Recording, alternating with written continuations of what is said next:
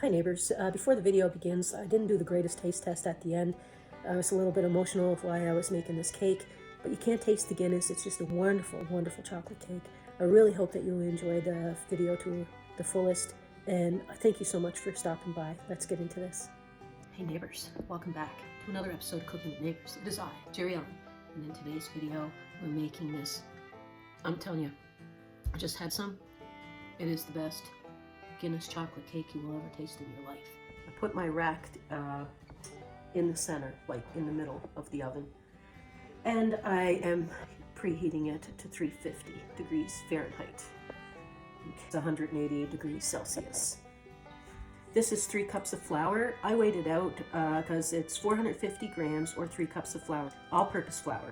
2 teaspoons of baking soda to this. The baking soda through the flour. Okay, I'm going to set that aside. And I have 2 springform pans. It calls for 8-inch springform pans, but I have 9. So I have 2 9-inch springform pans. I put parchment paper on the bottom. I did put a little bit of butter on the bottom for the parchment paper to stick. Then I buttered the sides, and then I floured them, okay? So I did that to the both of them. Saucepan here, or a pot, whatever. I'm going to put it on medium heat, and I'm going to melt. I have 1 1/4 cups of unsalted butter, or 280 grams. And this is the Guinness beer. It's Guinness chocolate cake. You cannot have Guinness chocolate cake without the good old Guinness, which I don't drink. Guinness, well, don't like it, but I like it in the cake. 300 mils to 310 mils of this. You want 1 1/4 cup. So I put the beer in, along with the cocoa. Yes, and daily. This is 1 cup of cocoa powder, or 100 grams. I'm gonna put this on medium, and I'm gonna melt that. I'm using a whisk here. Like, I want to keep stirring it because I don't want any of the chocolate to stick to the sides and burn, or the bottom and burn. Okay, that's all melted. I'm gonna set it aside now. Set it aside, Jerry, and get it under bowl.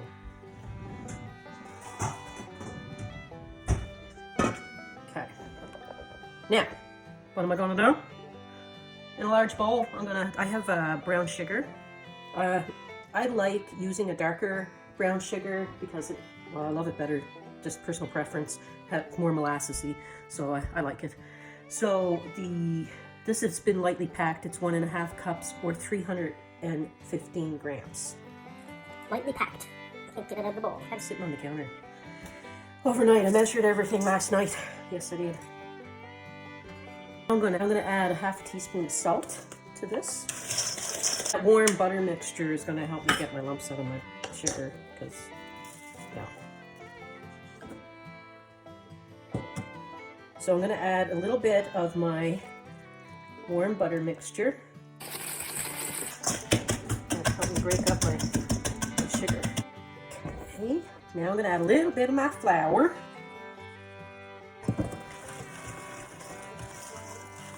Three room temperature eggs, hopefully no shells.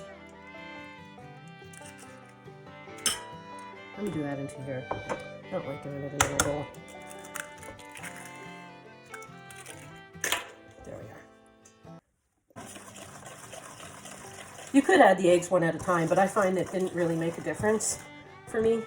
But you can add like an egg and then some flour and an egg, and you can do it alternated if you like.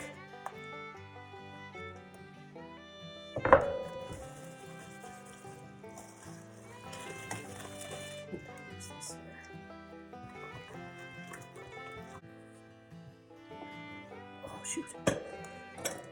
Well, I also have 1/2 cup of granulated sugar, 105 grams. Now, this is the danger of starting too early in the morning and not being awake. I usually put that in with my brown sugar when I add my brown sugar. But it's going to combine, I'm sure. And the rest of my flour. And the rest of my chocolate.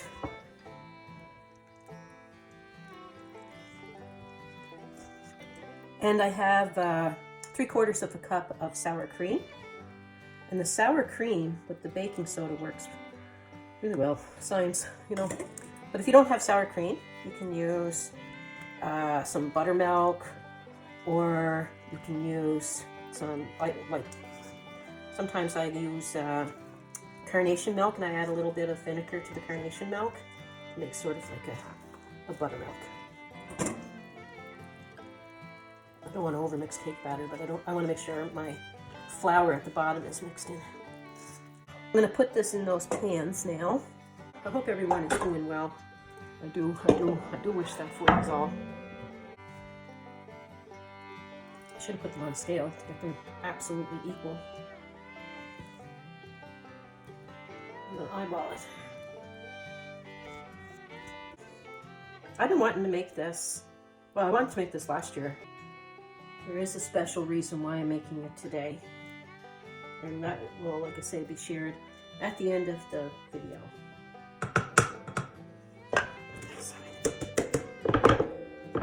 All right, let's put them in the oven. Like I say, it's on the middle rack. This is going to go in for, well, my cake pan's a different size. Its recipe calls for 8-inch, and this is 9, so it might be a little bit sooner that it's ready, but you're actually somewhat framed. That wasn't very good. I will check on it. It's going to take about 50 minutes. All right, I'm going to get on to the ganache because we want it to cool at least an hour. 450 grams or 16 ounces of dark chocolate into a saucepan. I'll show you this easier.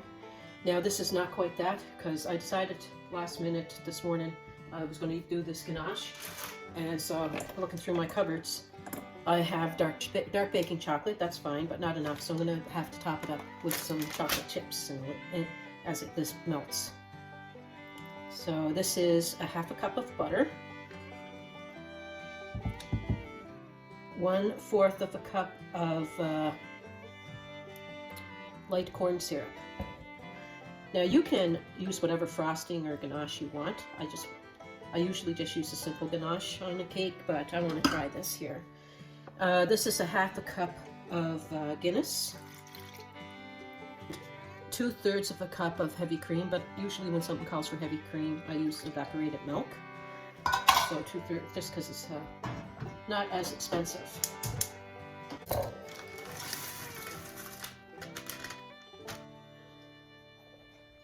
Okay, I've been whisking the whole time. Combined very well. Nice. So you want this to cool for at least an hour. And if you need to warm it up, like you could transfer this to a microwavable dish, put it in the fridge. If you need to warm it up, you can nuke it for like 30 seconds, but I'm going to leave it in the pot. If I need to warm it up to loosen it, I'll use the stove. So the cakes are out of the oven, and they took less than the 50 minutes, a little bit, probably because my cake pans, like I say, are bigger. And the cake started to pull away from the side, so indication that it's cooked, and a toothpick test was done, and that went in and came out clean. So now I'm just letting them cool before we start decorating it. Okay, I am going to try to put this on a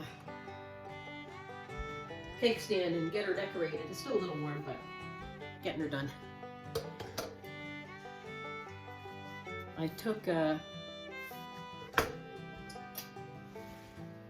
knife and shaved the top off a little bit just to try to flatten them a little. Try to flatten them a little. Now I got to try to remove them from the bottom of this pan.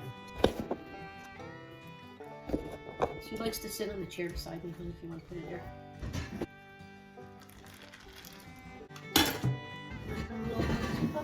There you go. Okay, let's do this. So put a little bit of this ganache is what I'm saying on to the cake.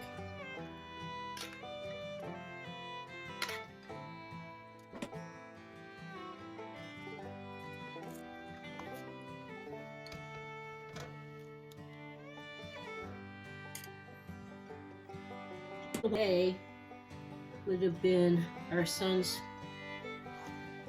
33rd birthday. So this is why I'm making this special cake.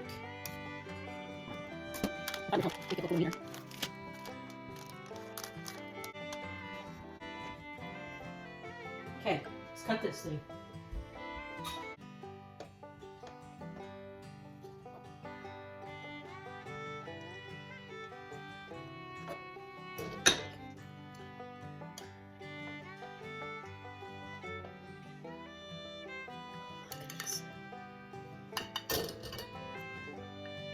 All right, so now let's taste this.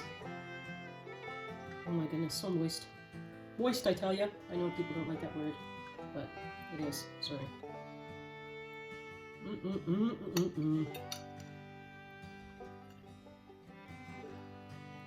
There we have it.